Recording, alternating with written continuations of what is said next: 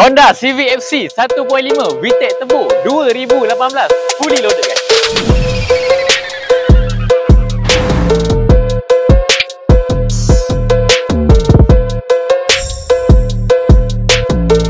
Bahagian hadapan bonnet carbon, custom daylight, dan untuk bahagian engine bay dia ultra racing bar, air intake dan blow off.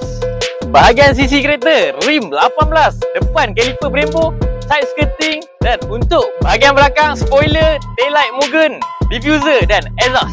Bagi bahagian interior kereta ni multi-function steering Alcantara carbon fiber. Untuk bahagian dashboard atas dia ada 4 meter defi beradik, dan untuk bahagian seat kereta ni Recaro Alcantara.